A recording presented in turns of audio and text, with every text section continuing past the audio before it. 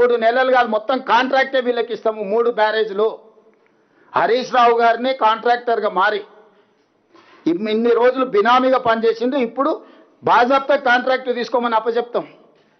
టోటల్గా 3 బ్యారేజ్లు ఆయనకి అప్పచెప్తాం. ఎన్డీఎస్ఏ పర్యవేక్షణ మీరు ఇద్దరు కలిసి పెట్టుకోండి. రాజేంద్ర గారు కూడా ఉన్నారు కాబట్టి, బీజేపీలో ఉన్నాడు, కేంద్రంలో ఉన్నాడు. ఈటల రాజేందర్ గారికి నేను విజ్ఞప్తి చేస్తున్నా, మీరు తక్షణమే ఎన్డీఎస్ఏ చైర్మన్ దగ్గరికి వెళ్ళండి, ఎక్స్పర్ట్స్ని అపాయింట్ చేయించుకోరి. ఎక్స్పర్ట్స్కి ఎన్డీఎస్ఏకి మేము హ్యాండ్ ఓవర్ చేస్తాం. ఎన్డీఏ ఎక్స్పర్ట్స్ కమిటీ అండ్ ఈ టీం కలిసి ఎత్తిపోయండి. ఏం చేస్తారో చెప్పండి, మాకు ఎలాంటి అభ్యంతరం లేదు. మీరేమో అందులో స్టోరేజ్ చేస్తేనే ఎత్తిపోవడానికి అవకాశం ఉంటుందని మీరు చెప్తాం. హరీష్ రావు గతంలో 5 సంవత్సరాలు ఇరిగేషన్ శాఖ మంత్రి చేశారు, ఈటల రాజేందర్ 5 సంవత్సరాలు ఆర్థిక శాఖ మంత్రి చేశారు. వాళ్ళేమో స్టోర్ చేయని అవసరం లేదు, డైరెక్ట్ ఎత్తిపోయచ్చు అని చెప్తాం. వాళ్ళు మెదడు తక్కువ మాటలు మాట్లాడుతున్నారు అని ఇంతసేపు చెప్పిన రాజిరెడ్డి. ఇంకా నీకు ఇది కూడా అర్థం కాకపోతే నేను చేసేది అందుకే చూపిస్తాను. ఒక్కసారి నెక్స్ట్ లెవెల్ది చూపించండి శ్రీనివాస్ గారు. మన ప్రాజెక్ట్ ఇది ఉన్నది కదా, ఒక్కసారి అది చూడండి. మీకు మాదే కదా నేను చెప్పింది, డైరెక్ట్ ఎత్తిపోసేటట్టుంటే బ్యారేజ్లు ఎందుకు కట్టిండ్రు? అరే ఆ పంప్ హౌస్ ఎక్కడుందో ఇప్పుడు ఒక్కసారి చూపిస్తే అక్కడ ఒక్కసారి చూడండి. ఒక్కసారి మీరు అది చూడండి. కెమెరా ఇప్పుడు తిప్పండి, ఒకటట్టు ఒక కెమెరా అటు తిప్పండి. లెవెల్స్ ఇవన్నీ అందుకే చెప్తున్నా కదా మీకు చూపిస్తాను. ఇప్పుడు అది టోపోగ్రఫీ ఉంది. శ్రీనివాస్ ఒక్కసారి ఎక్స్ప్లెయిన్ చేయి. నమస్తే సార్. ఇది మనకి ఇది ప్రాణహిత రివర్ సార్, ఇది గోదావరి రివరు. ఈ రెండు కూడా ఇక కలిసిన తర్వాత ఎస్ సార్ చూపిస్తున్నా సార్. ఇది ప్రాణహిత సార్, ఇది గోదావరి రివర్ సార్. ఇది ఎస్ సార్. ఇది మానేర్ రివర్ సార్. ఇది ప్రాణహిత రివరు. మనకి ఈ పాయింట్ దగ్గర మేడిగడ్డ బ్యారేజ్ కన్స్ట్రక్ట్ చేశారు సార్. Yes sir. ఇదే ఎస్ సార్. దానికి బెడ్ లెవెల్ వచ్చి 89 మీటర్స్ సార్, ఎఫ్ఆర్ఎల్ వచ్చి 100 మీటర్స్ సార్, కెపాసిటీ వచ్చి 16.17 టీఎంసీ సార్. ఇది అన్నారం బ్యారేజ్ సార్. ఇది అన్నారం బ్యారేజ్. Yes sir. ఇది అన్నారం బ్యారేజ్ లెవెల్ వచ్చి 106 మీటర్స్ సార్, ఎఫ్ఆర్ఎల్ వచ్చి 119 మీటర్స్ సార్, కెపాసిటీ వచ్చి 10.87 టీఎంసీ సార్. ఇది సుందేళ్ళ బ్యారేజ్ సార్. ఎక్కడ ఉంది? ఇది Sundilla barrage. Yes sir. Sundilla barrage bed level వచ్చి 118 మీటర్స్ సార్, ఎఫ్ఆర్ఎల్ వచ్చి 130 మీటర్స్ సార్, ప్లస్ కెపాసిటీ వచ్చి 8.83 టీఎంసీ సార్. మనకి ఎల్లంపల్లి వచ్చి ఎఫ్ఆర్ఎల్ వచ్చి 148 మీటర్స్ ఉంది సార్. శ్రీపాద ఎల్లంపల్లి.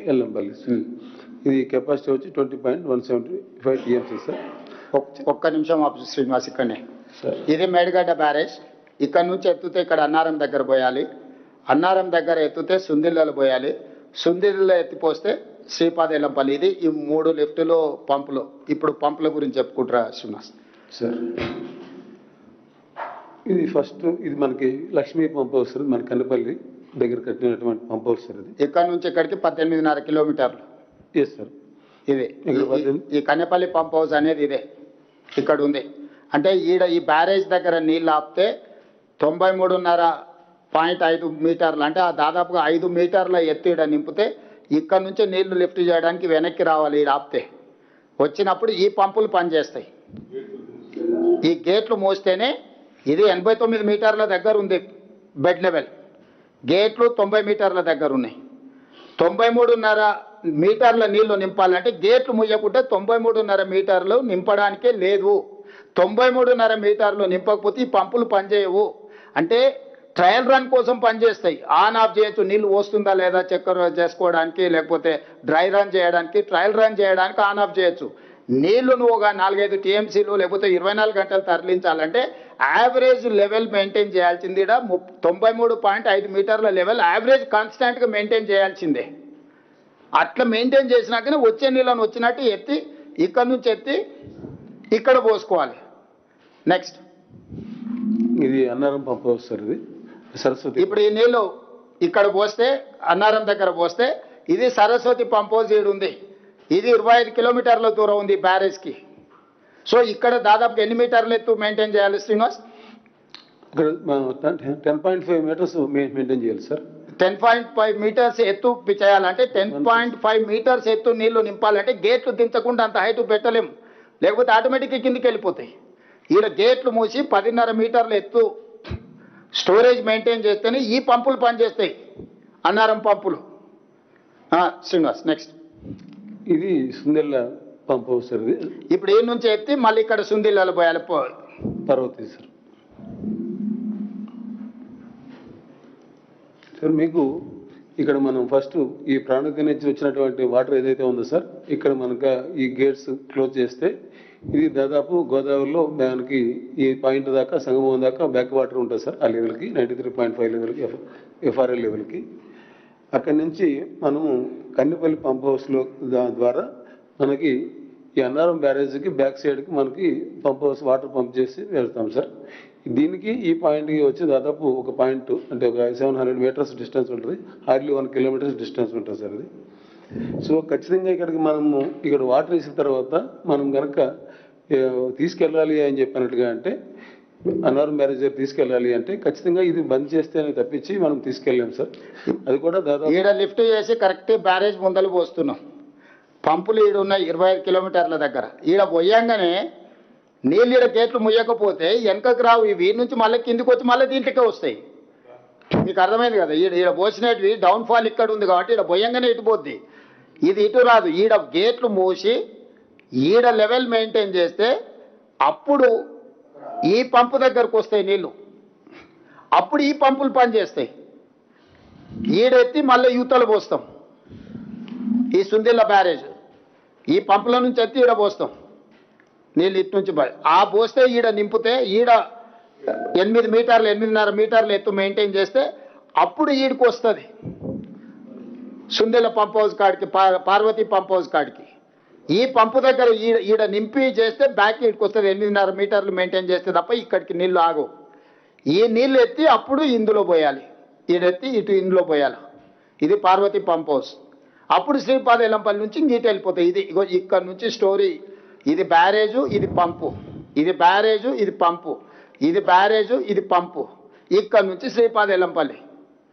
సో ఈ ప్రకారంగా ఏ ఒక్కటి పని చేసినా కుదరదు, అన్ని సైమల్టేనియస్గా పనిచేయాలి. ఈ మధ్యలో ఆగిపోయింది అనుకో, ఇలా పోసిన కొద్దిసేపటికి నీళ్ళు పోతే ఇంక ఇది ఏడిపోదు, మళ్ళీ కిందికి ఎడవాల్సిందే.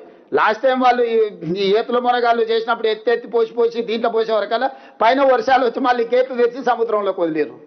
నెల రోజులు పట్టింది ఇవన్నీ ఎత్తిపోసుకుంటే శ్రీపాద ఎల్లంపల్లికి వచ్చే వరకు. పైన ఉప్పెనలాకు వర్షం వచ్చి వరద వచ్చే వరకల్లా మళ్ళీ గేట్లు తెస్తే మొత్తం కలిసి సముద్రంలోకి పోయినాయి. అంటే ఇప్పుడు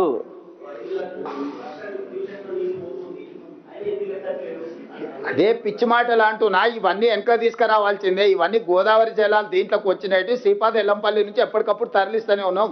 దేవాదుల కానీ ఇవన్నీ కూడా గోదావరి జలాలు. దీనికి వచ్చేటి మేజర్ గీడ్ ఎందుకు కట్టిండు కేసీఆర్? ప్రాణహిత నుంచి విపరీతమైన నీళ్ళు వస్తాయి కాబట్టి కిందికి తీసిన అన్నాడు, లేకపోతే పైన కట్టుకునేటోడు కదా.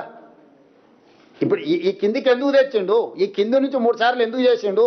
ఇక్కడ నుంచి విపరీతమైన నీళ్లు ఉన్నాయి, ఈడ కావాలంటే అసలు 90 రోజులు 3 టీఎంసీలు ఎంత అంటే ఎత్తుకోవచ్చు పోసుకోవచ్చు అని ఆయన ఎత్తిపోతల పథకంలాగా ఎత్తుడు పోసిడు కట్టుకుంటూ పోయి పొద్దున్న రాత్రి మగళ్ళు ఎత్తుడు పోసుడులో ఉండి ఆ దెబ్బకు ఇగో ఈ 3 గట్టినే ఈ కుప్పగూలినాయి. ఆయన పడ్డట్టే ఉంది మంచం మీద నుంచి వెళ్ళాలి కదా.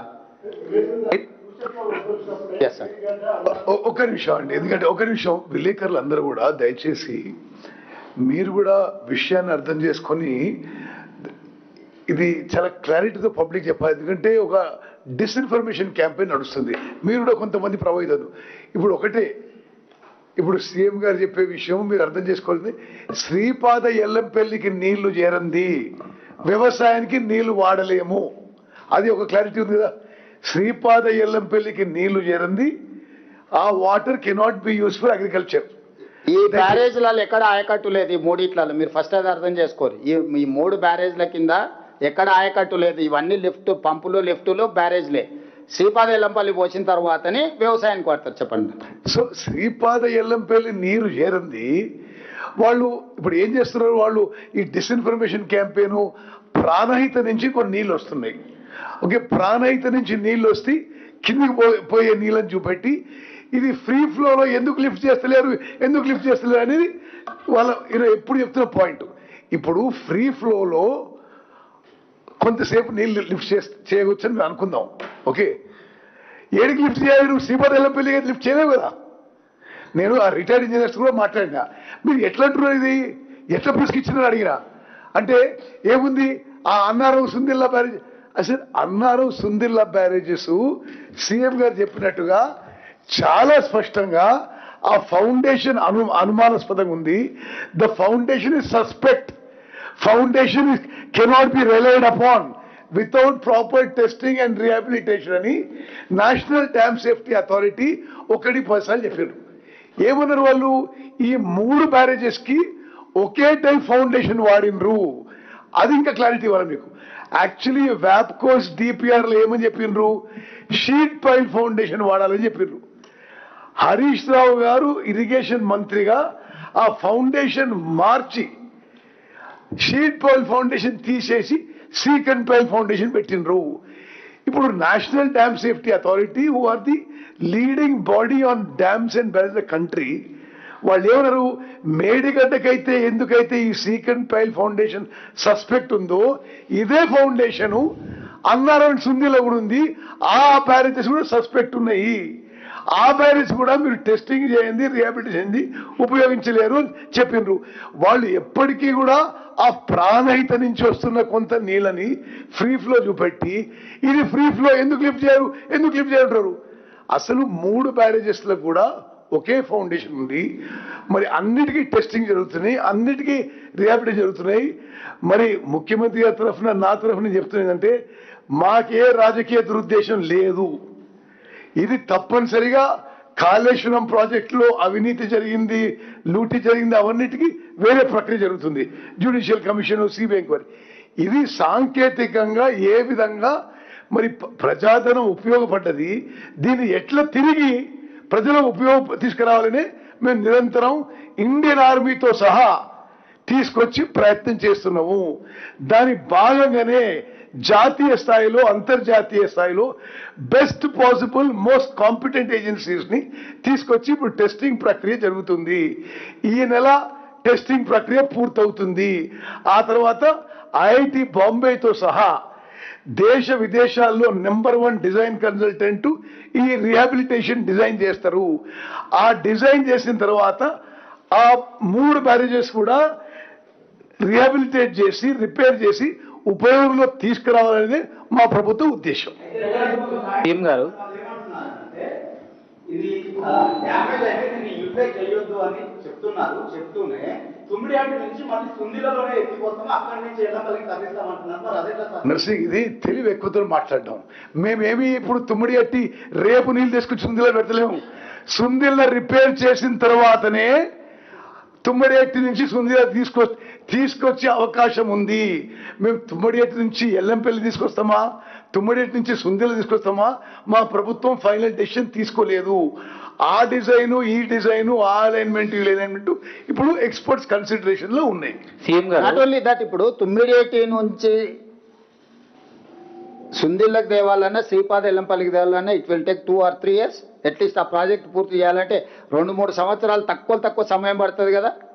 ఈ లోపల మేమేం చెప్తున్నాం, మరి 2 ఏళ్ళ ఇప్పుడు అన్ని సాంకేతిక నిపుణుల నివేదికలు వచ్చిన తర్వాత మేడిగడ్డ అయినా, అన్నారమైనా, సుందిళ్ళనైనా పునరుద్ధరిస్తాము, రిపేర్స్ చేస్తాము, రిహాబిలిటేట్ చేస్తామని చెప్తున్నామా?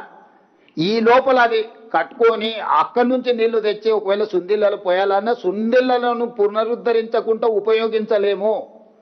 సుందిళ్ళను పునరుద్ధరించడానికి అవకాశం ఉందనుకున్నప్పుడే ఆ తుమ్మిడేటి నుంచి తెచ్చేది ఇందులో పోస్తాం, లేకపోతే స్ట్రైట్గా తీసుకెళ్లి శ్రీపాద ఎల్లంపల్లినే పోస్తాం.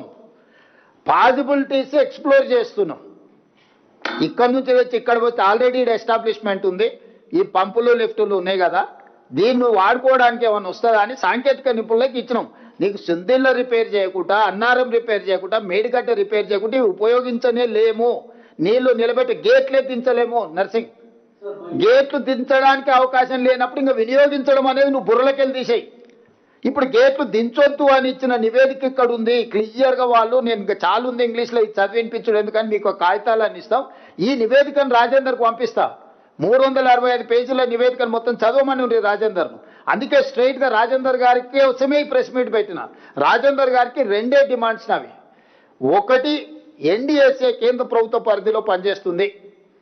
మీరు జలశక్తి మంత్రి దగ్గరికి వెళ్ళి ఎన్డీఎస్ఏ చైర్మన్ పిలుచుకొని తక్షణమే తాత్కాలికంగా మనం వినియోగించుకోవడానికి అవసరమైన మెకానిజాన్ని తీసుకొని మాకు సాయం చేయండి అని మీరు అడగండి.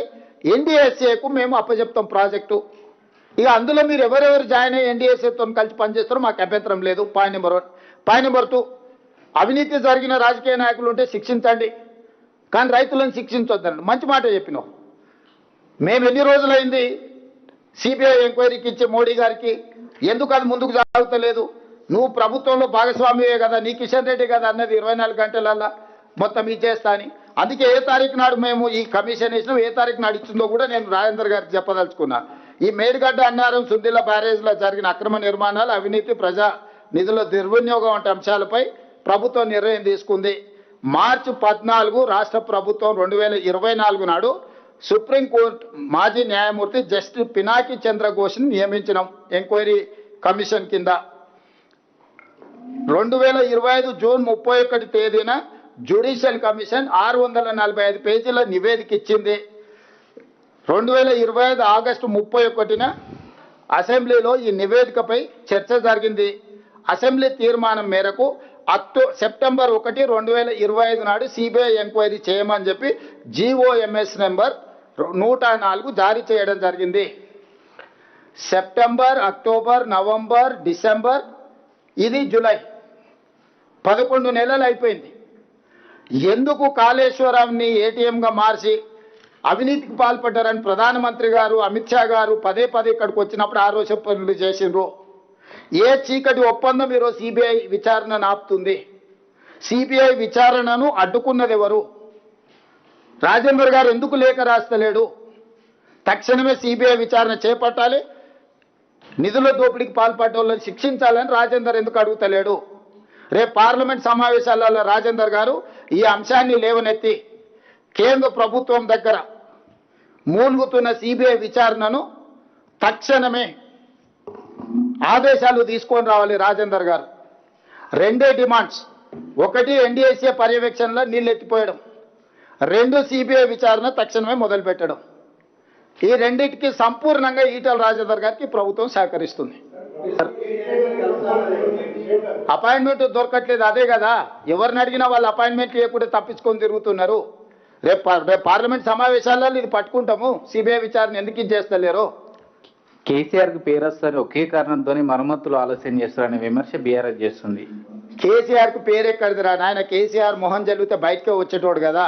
కేసీఆర్ పేరు గురించి మీకంటే నాకంటే కేసీఆర్కి ఎక్కువ తెలుసు కదా, అందుకే మొహం చాటేసిండు కదా. సూపర్ ఎల్నినో ఎఫెక్ట్ ఉంటుందని చెప్పేసి దాదాపు 8 నెలల నుంచి వెళ్ళి వాతావరణ శాఖ అధికారులు చెప్తూనే ఉన్నారు. ముందు నుంచి వెళ్ళి ప్రభుత్వం దీని విషయంలో ఆలోచించలేదు. ఇప్పుడు సమయానికి వచ్చిన తర్వాత దీని విషయంలో ఆలోచిస్తుందని ఒక మాట చెప్తా ఉన్నారు. ప్రాణహిత దగ్గర 97 మీటర్ల ఎత్తులో నీళ్లు పోతున్నాయని ఎందుకు ఎత్తిపోయట్లనేటు మాట అప్పుడున్నటువంటి ఇరిగేషన్ ఇంజనీర్లు చెప్తా ఉన్నారు సార్. నేను అదే చెప్తున్నా, ఆయనకు ఈయనకు తెలివితేటలు ఎక్కువైనాయి. వీళ్ళిద్దరికి బెల్ట్ ట్రీట్మెంట్ ఇస్తే కానీ దారిలో పడరు. వాళ్ళిద్దరికి బెల్ట్ ట్రీట్మెంట్ అవసరం ఉన్నది, అబద్ధాలు చెప్తున్నారు కాబట్టి. నేను అందుకే చెప్తున్నా, మీరు వెళ్ళి చూడండి, లేకపోతే నిపుణులు ఉంటే మీరు ఎవరినైనా ఎంగేజ్ చేయండి, దాని ఫీజు రాష్ట్ర ప్రభుత్వం ఇస్తుంది. సార్ ఈ అబద్ధాలను చెప్తున్నారు కాబట్టి మీకు వాస్తవాలు అన్నిటిని కూడా వివరాలతో మీకు చెప్తున్నాను. ఇంకా వాళ్ళు చెప్పిందే మీరు నమ్మి మీరు ఇంకా అదే దీంట్లో ఉండడం, అది జర్నలిస్టులుగా మీకు కూడా పెద్ద ప్రయోజనం ఉండదు. అందుకే డీటెయిల్స్ అన్ని మీకు వివరించడం. సార్ ఎన్డీఎస్ఏ రిపోర్ట్ వచ్చి 15 నెలలు అవుతుంది.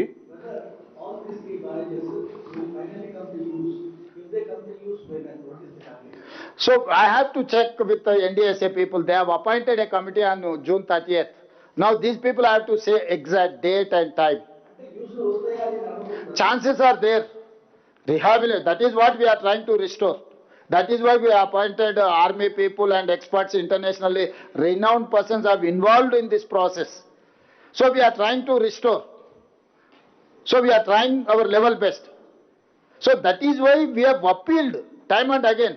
But don't make politics with these projects. Whatever happened, happened. Whatever looted. They burn with lie and corrupt. They are looters and cheaters. This is what my official statement on KCR family.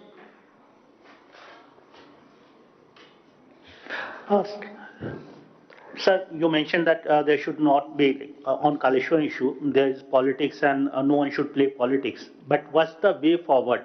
You have done presentation, then former irrigation minister, he does the presentation. Now again, you are doing a presentation. What's the way forward of this project and what's the future? Whether it will be operational, if yes, then when? And there are also allegations, opposition parties are alleging that due to this politics and blame game, farmers are suffering. There are several districts which are facing drought because of El Nino effects. Yeah, I do agree. That is what my concern. That is why I am appealing to farmers and whoever is making allegations, whoever is trying to taint this government.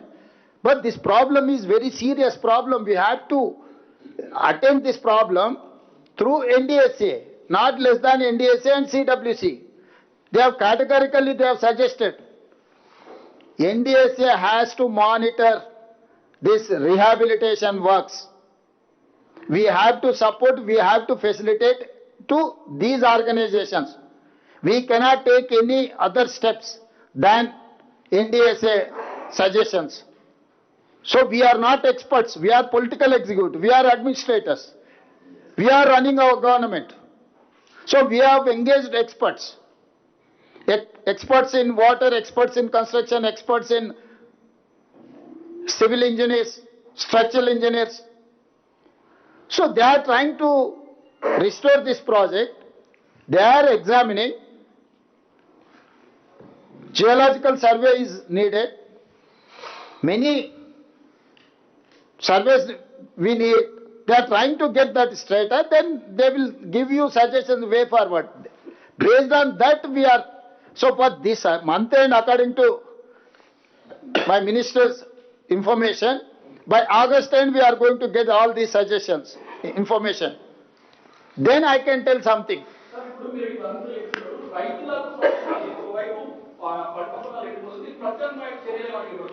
ఏమున్నది వీళ్ళని కోసి రక్తం చల్లితే పంటల మీద అదే పండుతుంది. ఎందుకంటే వీళ్ళ బలుపు కొవ్వు పంటలకు సరిపోద్ది. కరువు వచ్చింది, అందుకే 6 తడి పంటలు వేయండి అని చెప్పి 6 నెలల నుంచి మొత్తుకుంటున్నాం. దానికి తప్పులు పట్టిరు. నీళ్లకు ఆధారపడి నీళ్లను అధికంగా వాడే పంటల్ని వేయకండి అని ఎన్ని రోజుల నుంచి చెప్తున్నాం మేము. మీరు లేరా? ముందు నుంచి మేము రైతులకు సూచన చేస్తూనే ఉన్నాము. ఇప్పుడు కూడా మా సూచన ఒకటే, 6 తడి పంటలు వరి ఎక్కువ వేసుకుంటే నీళ్ళు ఎక్కువ అవసరం, దాంతో పంట నష్టపోతారు. 6 తడి పంటలు వేయండి అని చెప్పి మేము మీటింగులు పెట్టి రైతులకు రైతు బజార్లలో లేకపోతే రైతు వేదికలలో వాళ్ళని మొత్తం అవగాహన కల్పించే సదస్సులు పెడుతున్నాం. దాన్ని వదిలేసి కరువు వచ్చింది, కేసీఆర్ హరీష్కు కాంట్రాక్ట్ ఇస్తాం, వాన కురిపించమనుండ్రి, మంత్రాలు చేస్తారు, తంత్రాలు చేస్తారు, ఏం చేస్తారు చేయమనుండ్రి. మాంత్రికులే కదా వాళ్ళు, ఇద్దరు మామాళ్ళు. సరే, వాటర్ లిఫ్టింగ్ విషయంలో ఇక అదంతా ఉండేనే. అప్పుడు పోయి రఘువీరారెడ్డి గారు అనంతపూర్లో ఉంటాడు, పోయి కలిసిరా. సరే, వాటర్ లిఫ్టింగ్ విషయంలో బీఆర్ఎస్ కానీ బీజేపీ చేస్తున్నటువంటి వాదనలకు మీరు కానీ మంత్రులు కానీ ఆధారాలతో సహా చెప్తున్నారు. కానీ మీ ఇంజనీర్లు కానీ అధికారులు కానీ ఎందుకు ప్రెస్ మీట్లు పెట్టట్లేదు? అధికారులు ప్రెస్ మీట్లు పెట్టారు. అధికారులు ప్రెస్ మీట్లు పెట్టారు. గత ప్రభుత్వంలో కూడా కాళేశ్వరం సంబంధించిన ఇష్యూలో అధికారులు సాంకేతిక నిపుణులు ప్రభుత్వానికి సహకరించడానికి, ప్రభుత్వ ఆదేశాల ప్రకారం పనిచేయడానికి మాత్రం అధికారులు ఉంటారు. అధికారులు ప్రెస్ మీట్లు పెట్టారు. రిటైర్ అయిన వాళ్ళు ఖాళీగా ఉన్నారు కాబట్టి పెడుతున్నారేమో. ఎందుకంటే ఇది పొలిటికలైజ్ అవుతున్నది. లేదు, మేమే ప్రభుత్వాన్ని నడపాల్చింది మంత్రులు, కౌన్సిల్ ఆఫ్ మినిస్టర్సే ప్రభుత్వాన్ని నడుపుతారు. దాన్ని పొలిటిసైజ్ చేసేటోడికి బుర్ర లేదని దాని అర్థము. ఏ ప్రభుత్వమైనా ఏ అంశాలనైనా నిర్ణయాలు తీసుకోవాల్సింది council of ministers. Council of ministers ఆదేశాల మేరకే అధికారులు పనిచేస్తారు. సో కౌన్సిల్ ఆఫ్ మినిస్టర్స్ ఎక్స్పర్ట్స్ని అందరినీ కూర్చి చేర్చి ఈరోజు మొత్తం పరిశీలన చేసి దీన్ని పూర్తి చేయడానికి ప్రయత్నం చేస్తున్నాము.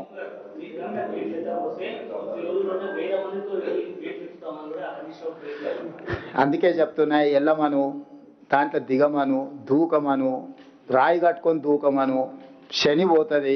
ఎందుకంటే ఇట్లాంటి పాపాలు చేసి ఇంకా అబద్ధాలు చెప్పుకుంటూ తిరగడం అనేది దుర్మార్గం. అసలు ఎంత సిగ్గులేని బరితెగించిన వాళ్ళు అంటే అసలు ఎవడన్నా ఉంటే సిగ్గుతో కేసీఆర్ లాగా అట్లనే ఫామ్ హౌస్లు ఉండేటోడు. ఆ కేసీఆర్ అనే సిగ్గుపడుతుంది చేసిన పాపానికి ప్రజల ముందుకు రానికి. వీళ్ళు మరీ సిగ్గు ఎక్కువ తప్పిరా. ఇక ఏం చెప్తాం మనం? నీకు అనిపిస్తలేదు నరేందర్? నీకు కూడా అనిపిస్తుంది కదా. అదే చెప్తారా వాళ్ళ బాలకసుమనే చెప్పాడు, ఎవరు రైతులు తెలియరు, అంతా మా కార్యకర్తలు వచ్చి చేస్తున్నారు, ఇదంతా ఒక పనికిమాలిన ప్రాసెస్ అని చెప్పి బాలకసుమనే చెప్పి. నేను చెప్పేది ఏంది మీకు అర్థమైంది కదా. ఓకే, ధన్యవాదాలు.